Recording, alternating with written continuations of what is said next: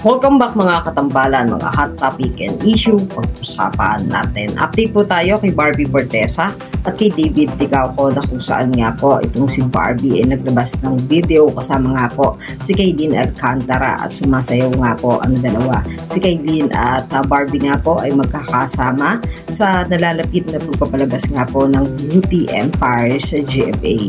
Samantalang si Barbie nga po ay nagla-live selling nga rin po ngayon para naman po doon sa Atyang Basic na kung saan nga po ay namimigay sila ng napakaraming promo. Nakakatuwa nga po itong si Barbie at si David na talaga namang kinakarir nga po yung mga endorsement na talagang very professional talaga sila sa mga bawat trabahong ibinibigay sa kanila. Habang si David Licauco naman po ay naglabas din sa kanyang social media account ng Gluta Lipo na kung saan nga po ay ito naman yung ini-endorso nitong si David.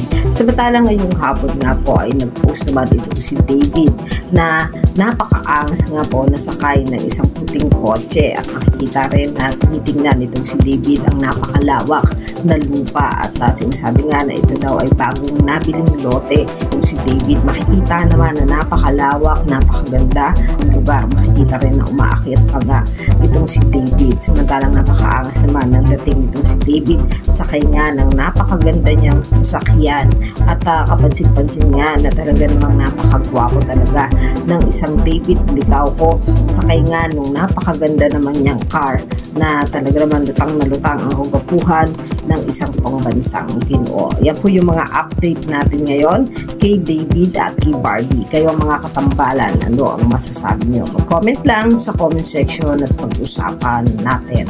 Yan ang mga hot topic and issue dito lamang sa Tambalang JK.